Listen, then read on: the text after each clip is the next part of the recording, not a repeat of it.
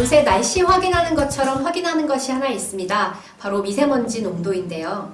예전에는 황사다 뭐다 해서 봄철만 되면 반짝 신경 쓰곤 했었는데 이제는 계절에 상관없이 미세먼지가 우리를 찾아옵니다. 미세먼지뿐만 아니라 초미세먼지라는 것도 우리에게 다시 부각됐는데요. 미세먼지는 PM10 그리고 초미세먼지는 PM2.5라고 불립니다. PM10 미세먼지 같은 경우에는 머리카락보다 약 7배 정도 작고요. PM2.5 초미세먼지 같은 경우에는 무려 30배나 작다고 합니다.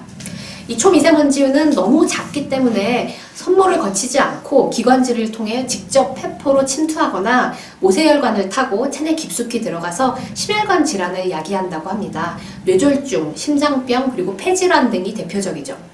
세계질병부담연구에 따르면 2010년 한 해 동안 초미세먼지 피해로 인해서 320만 명 정도가 조기 사망했다고 발표했고요. 국내에서만 해도 조기 사망자가 약 2만 3천여 명에 달하는 것으로 보고되고 있습니다.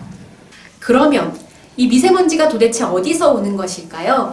지금까지 우리는 미세먼지가 중국발인 줄 알았는데요. 2013년도 발표한 정부의 자료에 따르면 약 30%에서 50% 정도가 중국에서 오는 것으로 조사되고 있습니다. 그리고 또 2014년도에서 서울시가 발표한 자료에 따르면요. 서울시 미세먼지의 약 49%가 중국으로부터 오는 것으로 조사되었습니다. 즉 미세먼지의 상당수가 중국발이 아니라 절반 정도는 국내에서 그리고 절반 정도는 중국에서 온다고 볼 수 있는 거죠.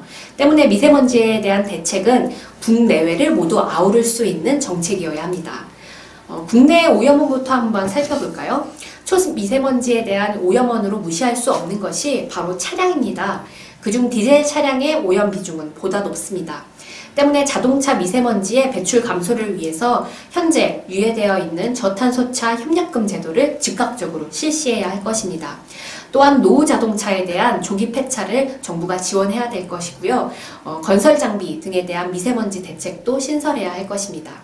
그리고 또 다른 오염원이 바로 석탄화력발전소입니다. 석탄화력발전소는 온실가스 그리고 초미세먼지뿐만이 아니라 초미세먼지를 2차적으로 재생성하는 질소산화물 같은 물질도 많이 방출하는데요. 그런데도 정부는 현재 신규 석탄화력발전소를 24개나 더 짓는 것을 계획으로 갖고 있습니다. 즉, 미세먼지에 대한 정부의 대응은 거의 무대응이라고 봐도 무방합니다. 메시지 알림 서비스, 그리고 마스크를 써라, 그리고 외출을 자제하라는 예보만 해주는데요. 사실 저도 이 알람을 받는데 알람을 받으면 그래서 나한테 뭐 어떡하라고? 이런 생각이 듭니다. 시민들은 각자 도생하는 방법을 선택할 수밖에 없습니다. 미세먼지 마스크를 사거나 공기청정기를 구비할 수밖에 없는 거죠.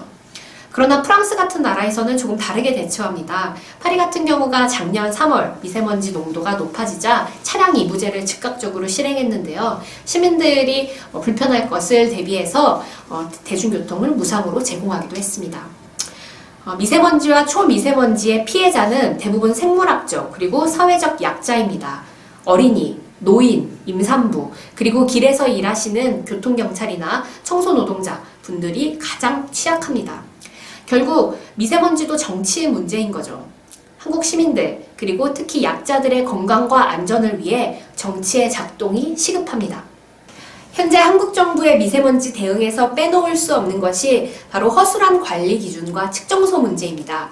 WHO가 2006년에 발표한 초미세먼지 대기환경 기준 권고안에 따르면 잠정 단계와 권고안을 합쳐서 4단계로 분류되는데요. WHO 권고 기준은 10 마이크로그램 퍼 세제곱미터인데요. 한국의 기준치는 25인 잠정 단계 2에 해당하고요. WHO 권고안에 비해서 조기 사망률이 9%나 높은 수준입니다. 중국조차도 1급 지역에는 연간 15 마이크로그램 퍼 세제곱미터, 그리고 일본은 15, 그리고 미국은 12, 캐나다는 10, 호주는 8에 달합니다. 그런데 한국만 25입니다. 이 기준 자체가 매우 느슨하다고 볼 수 있습니다. 그리고 또한 미세먼지 관측소도 그 수가 굉장히 부족하고요. 부족할 뿐더러 그 부족한 미세먼지 측정소의 위치 또한 잘못 선정되어 있습니다. 언론들의 지적에 따르면 절반에 가까운 측정소가 현행 법상 원래는 지상에서 10m 이하에 설치되어야 하는데 10m 이상 높이에 설치되었다고 합니다.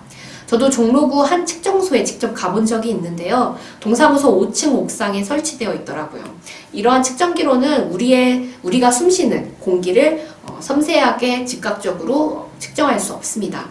현행 145개 측정기 수를 늘리고 그리고 제대로 된 위치에 설치해서 우리의 숨쉬는 공기를 보다 정확하게 측정할 수 있어야 합니다.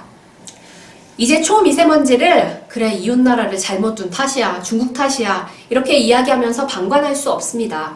이런 문제야말로 정부가 나서서 대책을 세우고 시민들의 안전을 지켜야 합니다. 그것이 바로 정치의 역할 아닐까요? 녹색당은 다른 정당에 앞서서 가장 먼저 이 미세먼지, 초미세먼지 문제 해결을 촉구하면서 정책 제안을 해왔습니다. 여전히 하늘도 정치도 뿌였습니다. 깨끗한 하늘과 정치를 되찾기 위해서 녹색당은 지금껏 해왔던 것처럼 제 역할을 하도록 하겠습니다.